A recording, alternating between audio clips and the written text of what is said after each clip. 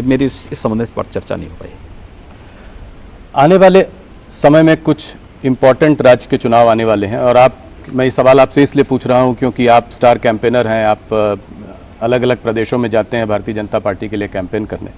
तो आप कर्नाटका में, मध्य प्रदेश में, राजस्थान में और छत्तीसगढ़ में जो चार बड़े प्रदेशों में जो चुनाव हो रहा है, इसमें आप भारतीय जनता पार्टी के प्रोस्पेक्ट्स को कैसे देखते हैं? देखिए, भारतीय जनता पार्टी की जहां भी सरकारें हैं उन्होंने बहुत अच्छा प्रदर्शन किया है। बिना भेदभाव के योजनाओं का लाभ समाज के हर तबके तक पहुंचाया है। दूसरा, भारतीय जनता पार्टी का मतलब डबल इंजन की सरकार। तब शासन की गति मीटर गेज की नहीं होती, बुलेट ट्रेन की होती है। और यह भारतीय जनता पार्टी शासित राज्यों में देखने को मिलता है। वहाँ विकास के कार्य हों, वहाँ पर लोक कल्याणकारी योजनाओं को जमीनी धरातल पर उतारने का हो या गरीब कल्याणकारी योजनाओं का लाभ हो, समाज के प्रत्येक तबके को बिना भेदभाव के प्राप्त होती हैं, हो रही हैं। और ये चीज़ें हमें बहुत अच्छे ढंग से वहाँ देखने को मिलती हैं। कर्नाटका में थोड़ा बहुत ऑपोजिशन देखा जा रहा है कि कुछ समय से थोड़ी प्रबल है। जैसे कि कर्नाटका में भारतीय जनता पार्टी की सिचुएशन उतनी अच्छी नहीं लग रही है। राजस्थान में भी अशोक गहलोत मजबूत हैं। मध्य प्रदेश में कमलनाथ जी से कांटे की टक्कर की उम्मीद है। छत्तीसगढ़ में भूपेश बघेल जी की भी सरकार जो है काम कर रही है। तो इन सब के रहते आपको उम्मीद है कि क्या इन 4 राज्यों में भारतीय जनता पार्टी सरकार बना पाएगी? देखिए, कांग्रेस के कुशासन से देश उब चुकी है।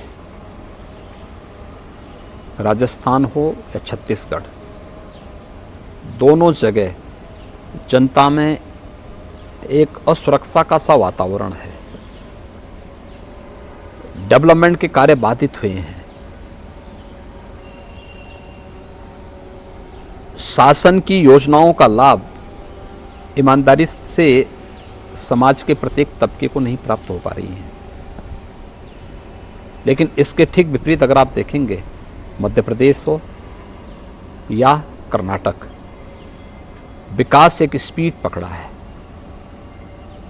और मैंने कहा ना कि जब सेंट्रल में जिस विचारधारा की सरकार है वही उसी पार्टी की सरकार राज्य में है, तो विकास की दर दुगनी होती है, कई गुना बढ़ती है। तो डबल इंजन की सरकार का लाभ न केवल इंफ्रास्ट्रक्चर में बल्कि विकास की हर योजना के साथ साथ लोक कल्याणकारी और गरीब कल्याणकारी योजनाओं के साथ भी जुड़ती हुई दिखाई देती है। और भारतीय जनता पार्टी शासित दोनों राज्यों में ये सब लाभ बहुत स्पष्ट रूप से देख सकते हैं। इससे जुड़ा हुआ सवाल है राहुल गांधी की भारत जोड़ो यात्रा। इस यात्रा का क्या असर पड़ा है पूरे देश में? क्या इससे राहुल जी की छवि में कोई अंतर पड़ा है? राहुल जी भारत जोड़ो की बात कर रहे हैं, उनका एक ये रहा है कि नफरत के बाजार में हमें एक मोहब्बत की दुकान खोलनी है। तो सीधा सीधा निशाना आप लोगों पर है, ये कहकर कि आप लोग नफरत फैला रहे हैं। आप इसके बारे में क्या कहें? 1947 से क्या कर रहे हैं लोग? इस देश में जाति के आधार पर, मत और मजहब के आधार पर, क्षेत्र और भाषा के आधार पर ये विभाजन तो कांग्रेस की ही देन है।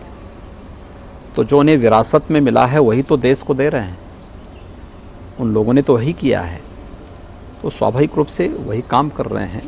देखिए, राहुल जी जो हैं अपनी नकारात्मकता को छोड़ते ना तो उसका लाभ कांग्रेस को मिलता है, लेकिन नकारात्मकता उनकी सारी उपलब्धियों पे पानी फेर देती है।